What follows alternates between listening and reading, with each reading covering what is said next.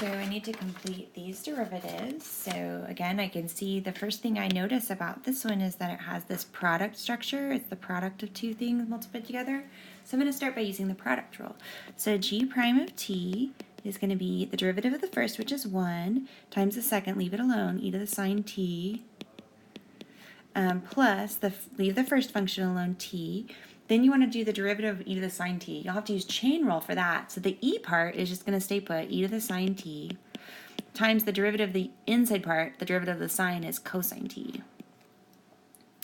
Okay, so for this one, again, I've got a chain rule going on. So I want to do the derivative of the secant part. So the derivative of secant is secant x tangent x.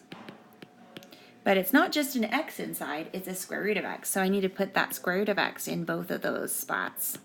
Times, now I want to take the derivative of the square root of x, which is 1/2 x to the negative 1/2. Okay, so this one's a little tricky because I'm going to have to use quotient rule. So f prime of x, okay, let's just set our quotient rule kind of thing here. This is going to be low, d high, minus high, d low, square the bottom. So we'll fill in the blanks.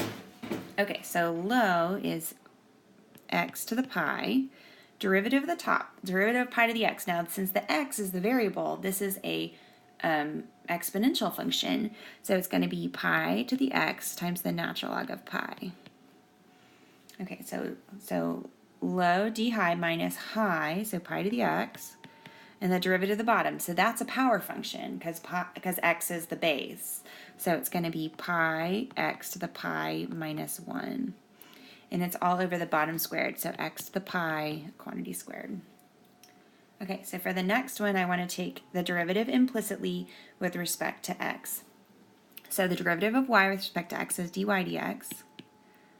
Plus the derivative of cosine x with respect to x is just negative sine x.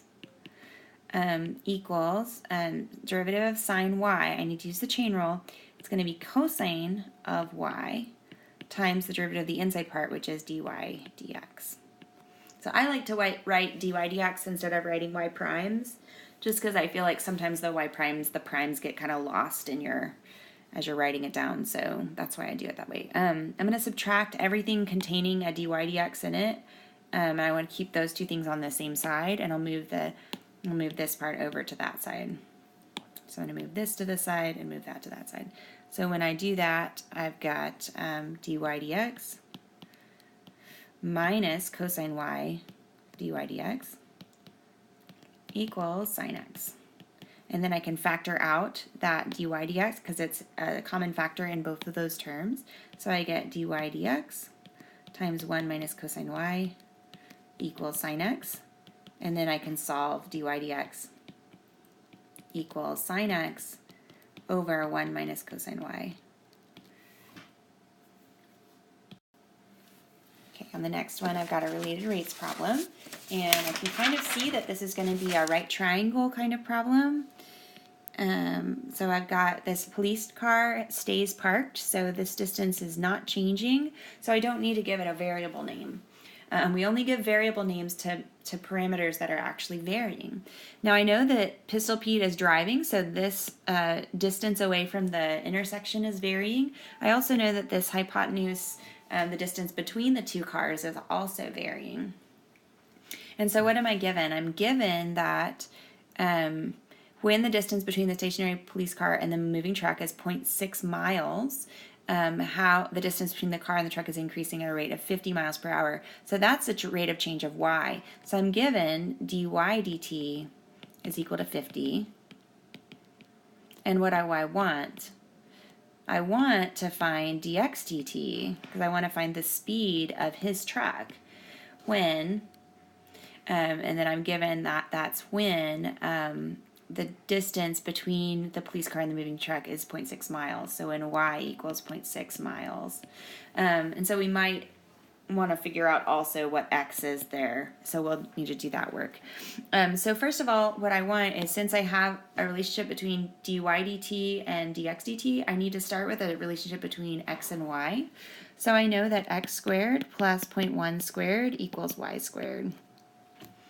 And so that is a relationship between x and y. And then I can take the derivative implicitly with respect to t. And so if I do that, I'll get 2x dx dt. And then the derivative of 0.1 squared is just a constant. The derivative of that is 0. So I'll have 2y dy dt. And then I can plug in everything that I know, because now I have a relationship between dx dt and dy dt.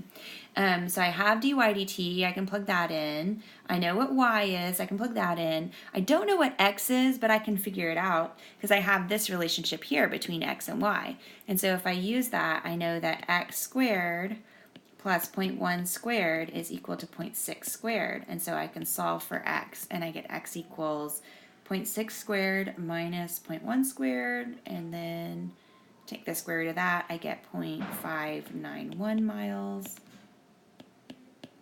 So that I'm going to plug in all of these things and solve for dx dt.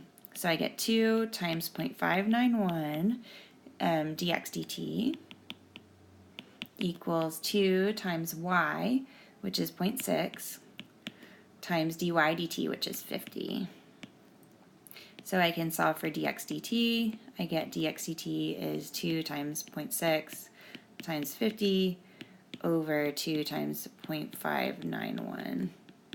So I get 50.76 miles per hour.